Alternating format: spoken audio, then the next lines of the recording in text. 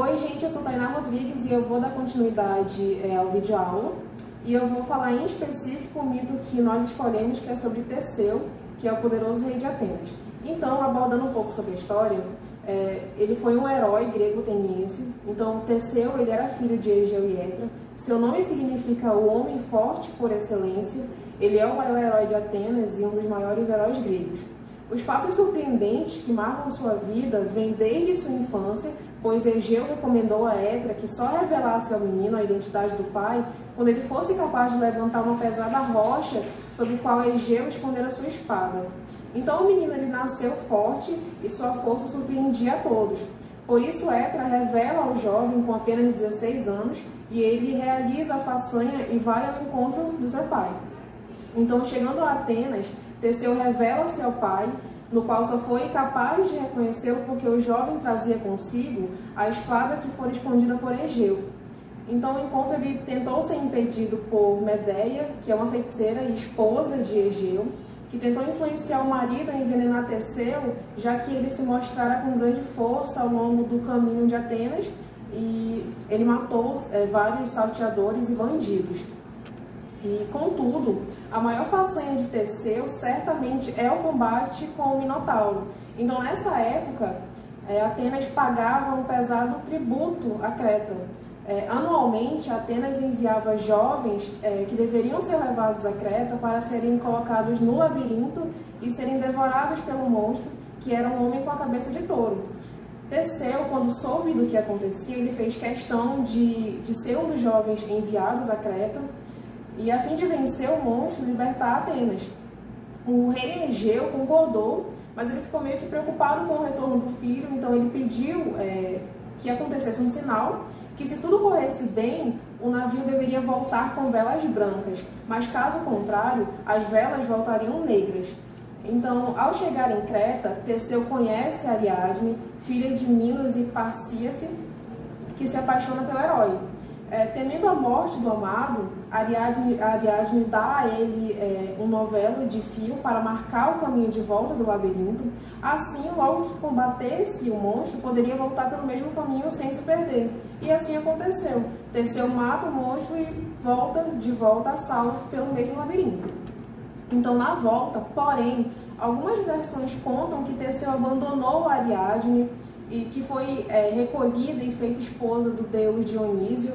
Já outras versões contam que a jovem desapareceu. Contudo, o sinal pedido pelo rei Egeu ele foi meio que esquecido. E o herói volta para Atenas com as velas do navio negras. E ao avistar de longe o navio de regresso, Egeu fica tão desesperado que se lança ao mar, do alto da Acrópole. E por isso o mar Egeu recebe o nome do rei. Teseu, então, torna-se rei de Atenas, mas a partir daí as narrativas são muito diferentes umas das outras sobre esse episódio, esse período de sua vida. Muitas histórias ficaram sem detalhes, por exemplo, sobre o desenvolvimento em uma guerra com o lendário rei das Amazonas. Só sabemos que os atenienses venceram a guerra e Teseu se casou com Antíope ou Hipólita, a rainha das Amazonas, com quem teve um filho, o Hipólito. E este mito, que tem sido objeto de investigações dos historiadores, parece indicar que Atenas, durante muito tempo, esteve dominada pelos reis de Creta, que lhe exigiam pesados tributos. O episódio de Teseu e Minotauro deve indicar uma revolução que libertou os atenienses. Escavações realizadas na ilha de Creta, no início de um determinado século, revelaram a existência de um grande palácio provido de imensos corredores que lembravam um labirinto, o Palácio de Knossos, descoberto por Arthur Evans. Já por outro lado, afirmam os especialistas que existem elementos que permitem dizer que os reis de Creta usavam em certas festas e cerimônias religiosas máscaras representando cabeças de touro. Em relação ao Minotauro, existem muitas curiosidades. Por exemplo, sobre o seu nome. Minotauro ele vem do grego antigo, composto etimologicamente pelo nome Minos, fazendo referência direta ao rei de Creta. E o substantivo touro vem devido à sua característica física, em tradução literal, touro de Minos. Já sobre o labirinto, ele foi construído por Dédalus para aprisionar o Minotauro. que era rodeado por inúmeros corredores, salas e galerias, projetados propositalmente para nunca se encontrar saída e confundir até os mais sábios dos homens. Uma outra curiosidade sobre Minotauro seria a lenda dele, que foi uma das mais contadas na Grécia Antiga, o que fez da figura uma das mais conhecidas entre todas da mitologia grega. Então a história era passada de geração em geração, os pais contavam aos filhos, que contavam aos netos e assim por diante, principalmente de forma oral. Então a lenda por trás da figura do homem com cabeça de touro era uma forma de ensinamento sobre as consequências de respeitar e enganar os deuses.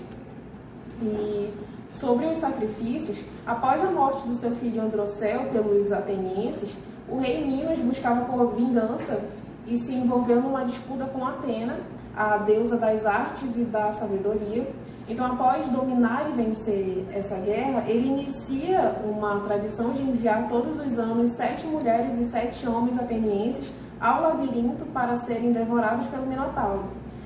Vários homens e mulheres atenienses foram entregues a esse sacrifício e muitos deles não retornaram, foram mortos ou se perderam pelo caminho, mas não conseguiram retornar.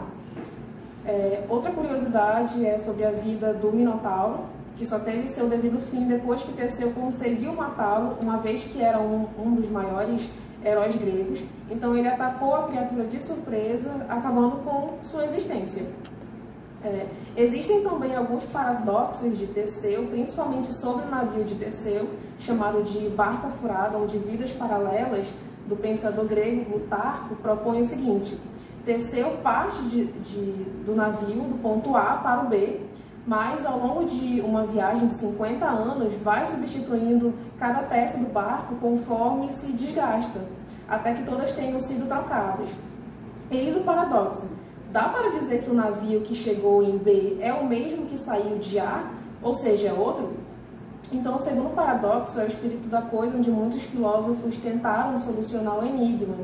Heráclito comparou o navio e suas peças a um rio, ou seja, suas águas são constantemente renovadas, mas ele é sempre o mesmo.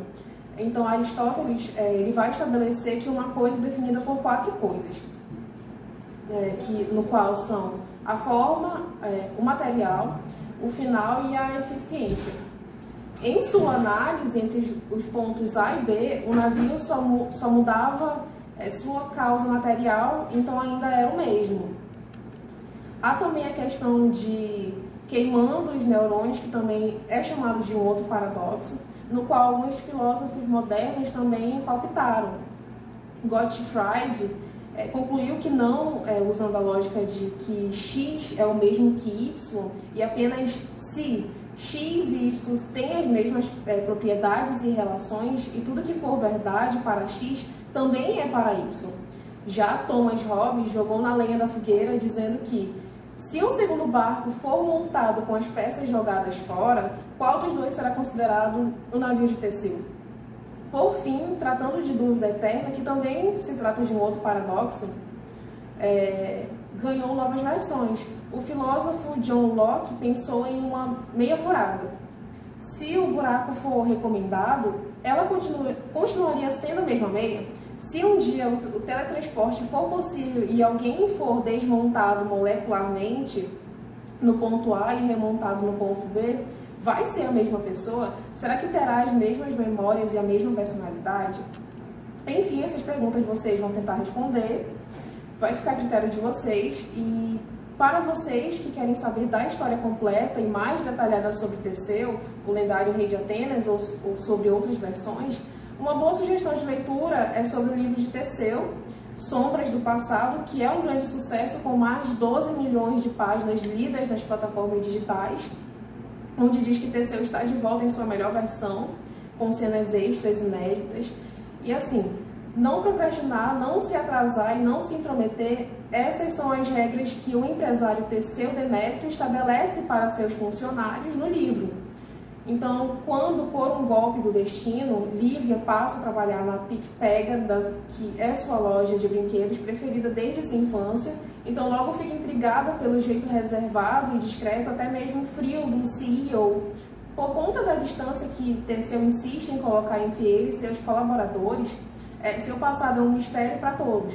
E essa é uma pequena sinopse desse livro. Espero que vocês gostem da leitura. Pode passar. Tem que cortar essa parte. E outra sugestão de leitura é o chamado de O Livro de Ouro da Mitologia, onde diz que altares ruíram e templos se perderam da Grécia e da Roma Antiga, nunca desapareceram por completo. Seu legado de mitos e heróis continua presente até hoje e vai abordar também não somente sobre Teseu, mas sobre outros heróis da Grécia Antiga. E é isso, gente. Nós vamos ficar por aqui agora. E, por favor, curte, comenta, compartilha e não perde o próximo vídeo aula. Até mais!